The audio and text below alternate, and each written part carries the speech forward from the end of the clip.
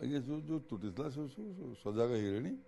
ଆଉ ଯେମିତି ତ୍ରୁଟି ଆଉ ସେ ଜିନିଷ ନ ହେଇପାରେ, ଆଉ ସେଦିନ ନ ହଉ, ଈଶ୍ୱର କରନ୍ତୁ ସେଦିନ ନ ହଉ, ଯାହା ହେବା କଥା ହେଇଗଲା, ଗୋଟେ ଅଘଟଣ ଘଟିଗଲା, କିନ୍ତୁ ଆମେ ତାକୁ ସଜାଡ଼ି ଦେଇ ସାରିଲେଣି। ଆଉ ସେ ତ୍ରୁଟି ହେବନି, ଆଜି କହିଲି ସେ ତ୍ରୁଟି ହେବନି।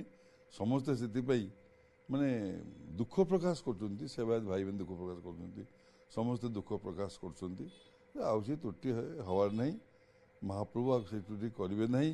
ଏବଂ ଜଗନ୍ନାଥର ଶ୍ରୀଅଙ୍ଗରେ କୌଣସି ଅସୁବିଧା ହେଇନି, ତାଙ୍କୁ ଆଗୁଆ କହୁଛି, ଆଜି ବି କହୁଛି, ଜଗନ୍ନାଥ ଶ୍ରୀଅଙ୍ଗ ତଳେ ଲାଗିନି, ପ୍ରଭୁ ପଇଲେ ସେବାୟତଙ୍କ ଉପରେ, ସେ ତ୍ରୁଟି ହେବାର ନାହିଁ।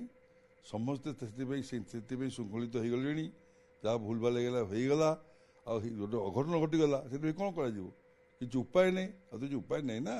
କିନ୍ତୁ ପ୍ରଭୁଙ୍କର ବଳଭଦ୍ର ପ୍ରଭୁଙ୍କର ଶ୍ରୀଅଙ୍ଗ ତଳେ ଲାଗିନି। ଆଜି ଆପଣଙ୍କୁ କହିଲି, ସେବାୟତଙ୍କ ଉପରେ ବଳଭଦ୍ର ପଡ଼ିଗଲେ, ସେବାୟତ ସେତୁ ସେବାୟତ ଇଞ୍ଜଳ ହେଲେ, ନହେଲେ ତ ତାଙ୍କ ପ୍ରଭୁଙ୍କର ଇଞ୍ଜଳ ହେଇଥାନ୍ତା ବଳଭଦ୍ରଙ୍କର।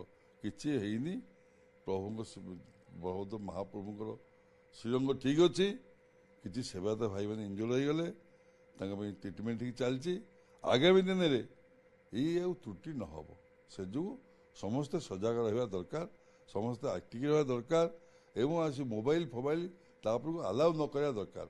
ଆଜି ଯାହା ହେଲା, ଏ ମୋବାଇଲ ଫୋବାଇଲ ହେଇଯିବ, ଯେଉଁ ଲୋକ ଆପଣ ଦେଖୁଥିବେ ଶହ ଶହ ମୋବାଇଲରେ ଫଟୋ ଉଠା, ଅନ୍ୟମନସ୍କ ହେଇ ଠାକୁର ଆଜି ଏମିତି ଅସୁବିଧା ହେଇଗଲା। ପ୍ରଶାସନ ତତ୍ପରତା ପୁରାପୁରି ଏଥର ରହିଛି। ଆମର ଜିଲ୍ଲାପାଳ ମହାଶୟ ପୁରା ଆକ୍ଟିଭ, ଏସ୍ପି ଆକ୍ଟିଭ, ଏବଂ ଜିଲ୍ଲାପାଳ ମହାଶୟ କହିଛନ୍ତି ଏଥରକ ଯେତିକି ପାଳିଆ ସେବକ ସେତିକି ରଥ ଉପରେ ରହିବେ। ଯେତିକି ପାଳିଆ ସେବକ ଯାହାର ଯେତିକି ପହଣ୍ଡି କରିବା କଥା ସେଇମାନେ ହିଁ ପହଣ୍ଡି କରିବେ।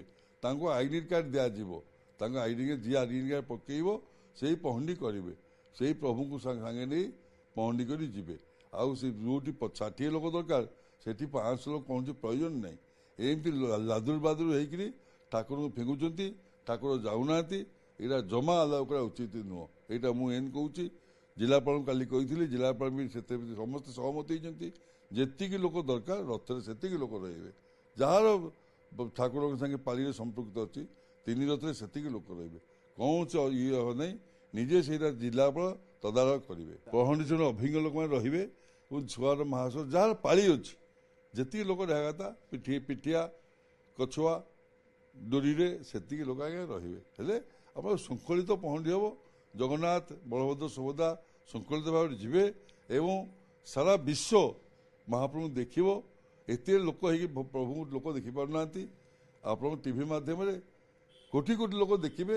4.5 କୋଟି ଓଡ଼ିଆ ନୁହଁ, 150 ଆମର ହିନ୍ଦୁସ୍ତାନ ଲୋକ ଦେଖିବେ, କୋଟି କୋଟି ଲୋକ ଦେଖିବେ, ସାରା ବିଶ୍ୱ ଲୋକ ଦେଖିବେ ପ୍ରଭୁଙ୍କୁ। ନାଇଁ ସବୁ ଠିକ୍ ହେବ, ଏତେ ସଂଖ୍ୟା ରହିବା ଦରକାର ନୁହଁ। ଦଇତାପତିଙ୍କ ଏଇଟା ତ ଗୋଷ୍ଠୀଗତ ସେବା, ଦଇତାପତି ଗୋଷ୍ଠୀଗତ ସେବା ଏଇଟା। କିନ୍ତୁ ଯେଉଁ ଅନ୍ୟ ସେବାୟତ ଭାଇମାନେ ରହୁଛନ୍ତି ବହୁ ସଂଖ୍ୟାକ ହେଇଯାଉଛି। କିନ୍ତୁ ଆମର ନିୟମ ଅଛି, ଆଗରୁ ନିୟମ ଅଛି, ଲେଖା ଅଛି। ଆପଣ ଦେଖିବେ ସବୁ ତାପରେ ଲେଖା ଅଛି କେଉଁ ପହଣ୍ଡିରେ କେତେ ସେବାୟତ ଭାଇ ରହିବେ। ସେଇ ହିସାବରେ ଚାଲିବ ଠିକ୍ ମାର୍କେ, କୌଣସି ଅସୁବିଧା ହେବନି। ଠାକୁର ଠିକ୍ ମାର୍ରେ ପହଣ୍ଡି ଆସିବେ, ଠିକ୍ ମାର୍ରେ ପହଣ୍ଡି ଯିବ, ରଥ ଠିକ୍ ମାର୍ରେ ଯିବ। ଆଜ୍ଞା ଠାକୁରଙ୍କ ରଥରେ ହଜାର ହଜାର ଲୋକ, ରଥ କେତେ ଶୀଘ୍ର ଭାଇଲା, ରଥ ଗୁଣ୍ଡିଚା ମନ୍ଦିର ଲାଗିଥାନ୍ତା। କିଛି କାହାକୁ କିଏ ମାନୁନାହାନ୍ତି। ଏଇଟା ଜିଲ୍ଲାପାଳଙ୍କର ସମ୍ପୂର୍ଣ୍ଣ ଦାୟିତ୍ୱ। ସେ ନିଜେ ତଦାରଖ କରି ଦେଖିବେ, ତାହେଲେ ଠିକ୍ ଚାଲିବ। ଜୟ ଜଗନ୍ନାଥ।